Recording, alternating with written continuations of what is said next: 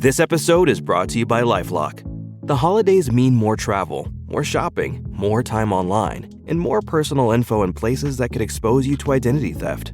That's why LifeLock monitors millions of data points every second. If your identity is stolen, their US-based restoration specialist will fix it, guaranteed or your money back. Get more holiday fun and less holiday worry with LifeLock. Save up to 40% your first year. Visit LifeLock.com/podcast. Terms apply.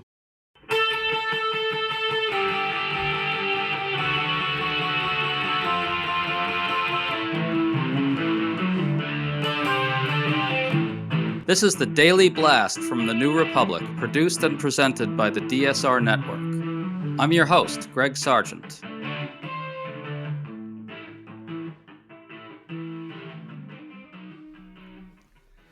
As of this recording, things are in full-blown chaos in Washington, D.C., as lawmakers race to negotiate a spending bill to avoid a government shutdown.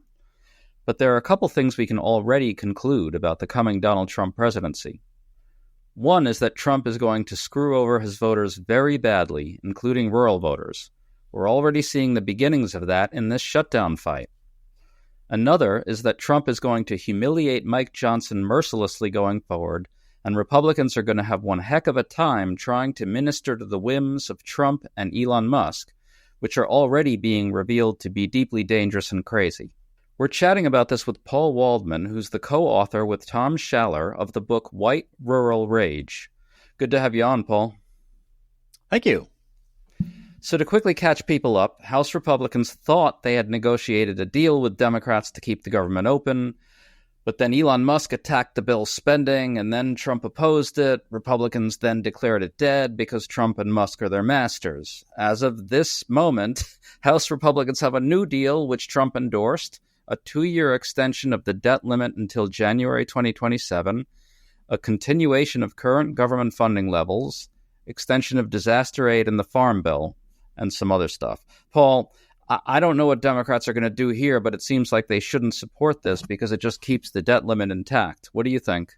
Yeah, Democrats have been talking about getting rid of the debt ceiling permanently for a long time. And over the years, you and I have both written many articles explaining why it's a terrible thing to have this extra vote that needs to be taken in order to validate the spending that has already been allocated in order to satisfy this kind of archaic idea that you have to keep coming back again and again and again to allow the government to keep borrowing money.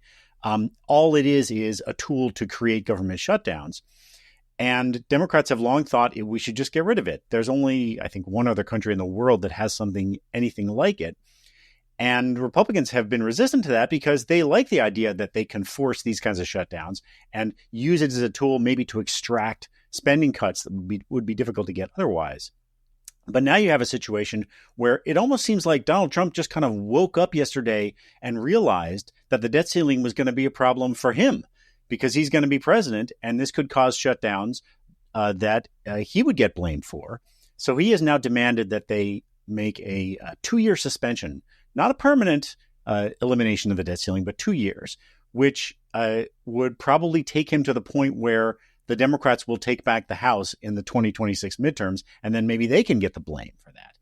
The problem at the moment is that Republicans have this razor-thin majority in the House, and you have a group of people in the Republican caucus, some of whom are in the Freedom Caucus, who are real serious anti-government ideologues. They're not just Trump loyalists. And I think that's an important distinction here, because you have a lot of far-right people in the Republican caucus who will do anything for Donald Trump.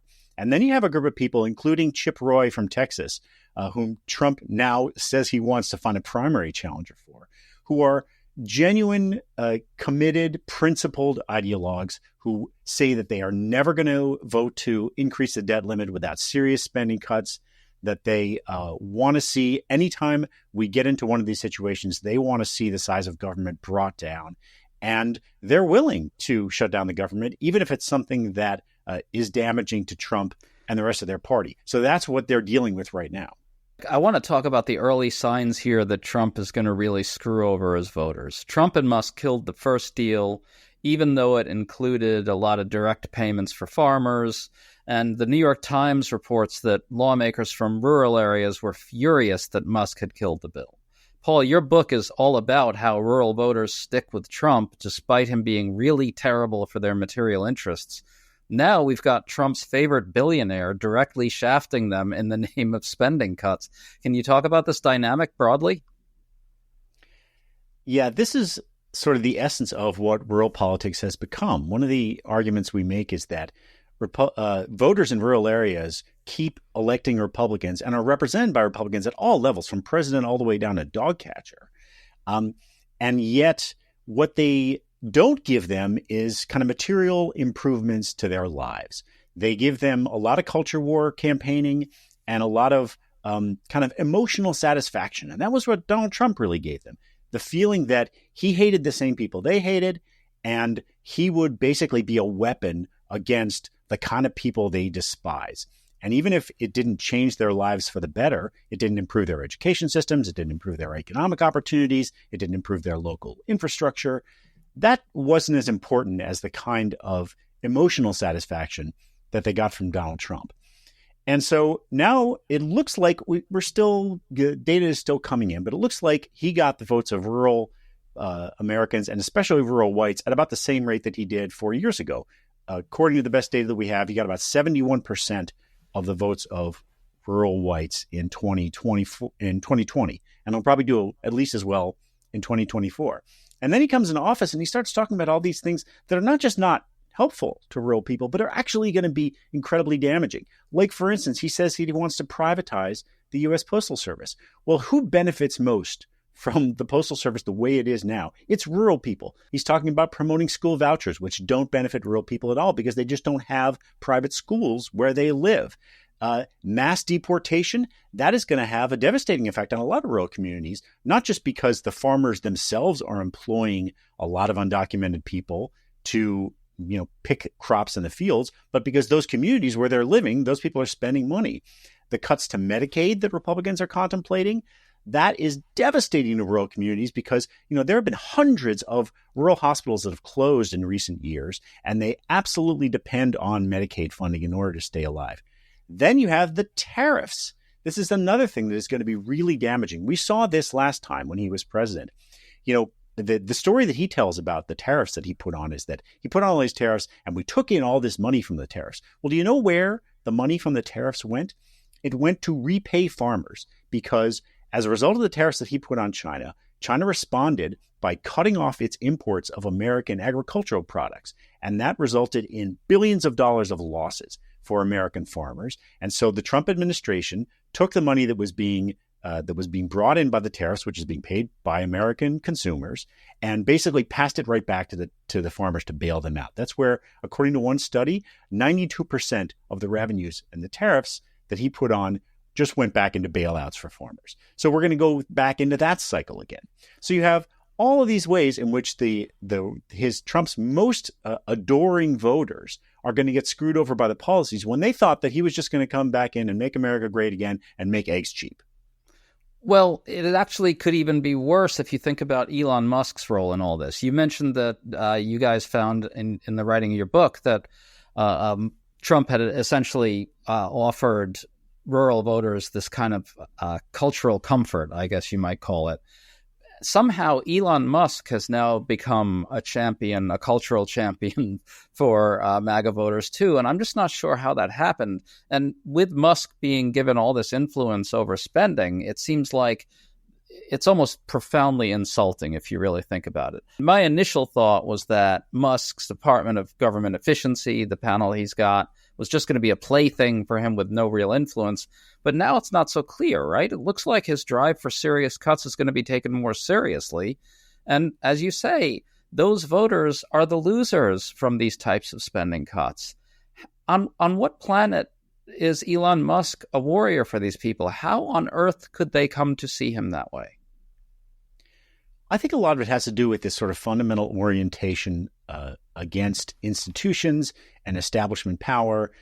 And people have a lot of anger at not just the government, but other kinds of established institutions, the news media, big business, there's a lot of sort of free-floating anger at the establishment. And you look at a figure like Musk, and it looks like the establishment hates him. He's so disruptive and, erratic in his way. And he insults people all the time. And he has some of that same kind of characteristic that Trump has, that he pisses people off. And he looks like he's just changing everything willy-nilly. And if your feeling about all of the established institutions, including government, is that they just need to be, torn apart and made uncomfortable, then you can look at him and say, oh, he seems like he's a hero. He seems like he's on my side. But then where the rubber actually meets the road, things get a little more complicated, because it turns out that the people who feel that way actually depend on government in a lot of different ways. So, Musk comes out during the campaign and says, oh, I think we could cut $2 trillion from the federal budget.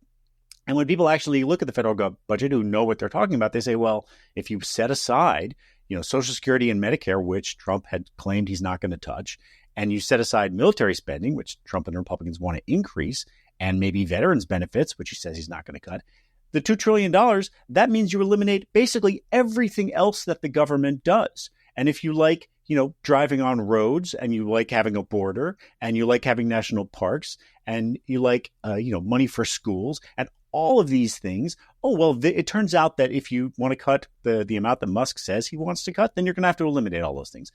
It may not happen, but all of a sudden now he's taking away things that people really depend on.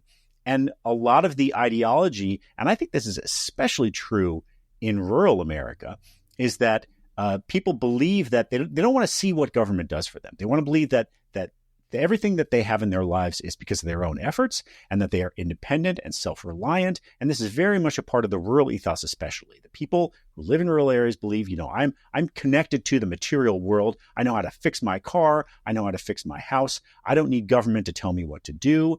And that may be true in some ways, but it's also true that a lot of those programs like Medicaid and Social Security are used at higher levels in rural areas, and they are more dependent. There are 400 separate programs within the federal government that are specifically targeted at rural areas. So in a lot of ways, rural Americans are more dependent on government. And once you start taking stuff away, that's when they're going to finally notice that this is actually a problem for them. That it's not just about Elon Musk being cool and tweeting a bunch of stuff that gets the swells and the people in Washington angry.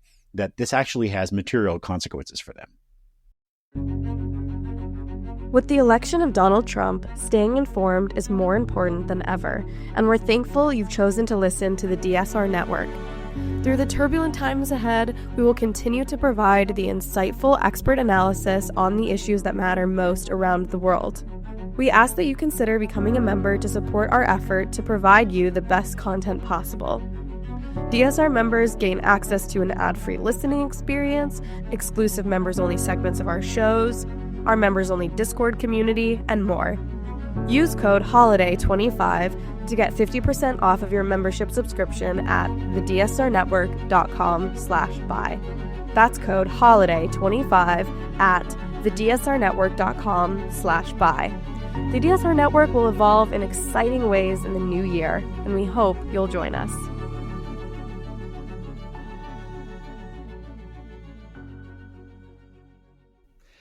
Ron Brownstein got at this very well in a piece he wrote recently where he said Trump is about to betray his rural supporters. The way he put it, and I think you're making this point as well, he said throughout the last 3 elections, Trump's messaging resonated strongly in rural communities because a lot of it is all about hostility to racial and cultural change. But now in this second Trump term, I think we're going to have a more stringent test of whether that kind of cultural and racial, affinity that rural voters have with Trump will actually sustain itself, because we're looking at, I think, a level of attack on their material interests from people like Musk, if he gets his way, that I think goes significantly further than anything he was able to do during his first term, don't you think? Yeah, and a lot of that comes from the fact that Trump has a much more kind of specific and well-articulated and well-thought-out policy agenda this time around. When he came into office last time, he didn't think he was going to win. And it was kind of a scramble. And a lot of people in the Republican establishment who would normally move into a Republican administration didn't come with him. So he had kind of a collection of people who didn't really know what they were doing. And that meant that in a lot of cases, he just didn't really get very much done. And this time around, that's not the case. I mean, we spent a lot of time talking about Project 2025. Whether or not each one of the specifics in there gets put into effect, the point is that the people he's bringing with him now, they actually do know what they're doing, and they have thought about this, and they do have a very specific policy agenda. You know, you and I may think it's an extraordinarily damaging one, but it's likely that they're going to do a lot more of the things that they want to do, and they're going to be successful in those kind of policy terms. And for a lot of Americans, that's going to mean real damage, and maybe in ways that they hadn't really thought of before. I want to add to that, Paul, because the fact that Trump has come in with a more detailed agenda is also a reflection of the kind of collection of people who have had more time to really plan for a second Trump term. Like, as you say, the Project 2025 people, this collection of ideologues out there is saying to themselves, my God, Trump is the best demagogue we have seen in many decades. He can convince his voters of anything. So, let's come up with a whole bunch of things that we can try to glom onto Trump and see if we can get him through. And that's what we're really seeing here, right? Yeah, I think so. And we're still going to be dealing with a similar situation to before, in that Trump has very few of his own policy preferences. And he's very much open to influence from what he sees in the news every day, what somebody tells him. And so I think a lot of those people who have their own particular agenda, they're just kind of trying to sort of follow in his wake, not make him too mad, get him to maybe even in a lot of cases not even notice what they're doing. And I think that's going to be true within all of the federal agencies. Most of the time, Trump is not going to care what happens at the Environmental Protection Agency. And so there could be a lot of policy changes that come about there. For instance, that could result in higher pollution in a lot of places, including a lot of rural places. And Trump neither knows nor cares what's actually happening there. And so that has to do with some particular agenda of the people who are there, who have been thinking about this for a long time, as you said. And so, he's going to be just sort of dipping into policy wherever he sees that there's something that kind of catches his attention or creates a scandal that he finds embarrassing. But a lot of the time, he's just kind of going to float above it. But there's going to be much more intense activity going on at all the different agencies of the federal government in ways that are going to really harm people. And throw in there the volatility of Elon Musk. Right now, Musk is essentially threatening to primary Republicans who don't support whatever it is constitutes the agenda that day, I guess. I mean, in the case of this spending deal that was just killed, Elon Musk basically killed it. Anne Applebaum had an amazing tweet where she said, I spent the day talking to Europeans and no one can think of any precedent for what Musk just did to the U.S. Congress. There's no businessman with that much power, the power to stop a routine spending bill anywhere else in the democratic world. That's remarkable stuff. And by all indications, Trump isn't really going to get in Musk's way. It all strikes me as a recipe for an absolute policy catastrophe for Trump's voters. Yeah, we've known for a long time, if Trump doesn't like what a Republican politician does, he can say, I want to see them primaried. That could be the end of their career. And that's just about loyalty to him. But Elon Musk, it turns out, may be able to do exactly the same thing for his own agenda, which may or may not be exactly the same as Trump's. I mean, he spent $277 million, according to the reports we've gotten, in the 2024 election. It's stunning. I don't know if anybody's ever spent that much before. The fact that a billionaire can come in and put that much money into a campaign to get his favorite president elected. And he has, now over $400 billion. That's nothing to him. And so he can mount primaries against anybody he wants. And I think that's going to become something that is going to seep into the awareness of more and more Republicans, that if you make him angry, regardless of whether it's something that Donald Trump cares about, for whatever reason, Musk can say, oh, well, you're in the House of Representatives. I think I'll just toss $20 million into a campaign to get you booted. And that's going to be the end of your career. They are all going to understand that. And we don't know exactly where his agenda is going to diverge from Trump's, or where there are going to be things that Elon Musk cares about that Trump doesn't really care about, but that he is willing to invest money to keep members of Congress in line. But he is clear, I think, that I think what's different about this is that it is so direct. We're not talking about a guy who has a lot of money giving $1 million to a super PAC to kind of get low taxes. This is the world's richest man who now seems like he can, if he wants, and he does appear to want it, have a stranglehold on the federal government, on what Congress decides to do and decides not to do, and is able to pick up the phone and tell Donald Trump what policies he wants, and Trump will do it because most of the time he just likes to be in Musk's favor and wants to have this relationship with him. We've never, I think, certainly in modern history, I'm not a historian, but it seems like maybe in all of American history, had one rich individual who had the kind of control over the federal government that it looks like Elon Musk is poised to have. But, Paul, you're forgetting something. Elon Musk lives rent-free in your head and mine. So that's a big win for rural America, right? Yeah, they're not going to get anything from him. And, well, they'll be able to, we'll be angry, right? We'll be upset. That is true. That just especially having co-written a book called White Rural Rage, I'm sure that there are a certain number of rural Americans who, if I am mad, can feel like they've gotten something out of that. But it's not going to do much to improve their lives, just as Trump did. He told people in coal country that all the coal jobs were going to come back. They didn't. He promises material things, even if what he's really giving them is something emotional. But the deep and abiding difficulties that people in rural America did not get any better during Trump's first term, and they're not going to get any better in Trump's second term. I just think we should absolutely be clear that we think that Democrats really have to do a better job of explaining to rural Americans what the agenda of the Democratic Party is and why it's better for them, and maybe have to come up with a more populist set of policies as well to appeal to rural Americans. You and I aren't of the view, I don't think, that rural Americans owe their votes to Democrats. We agree Democrats have to do a better job of appealing to them.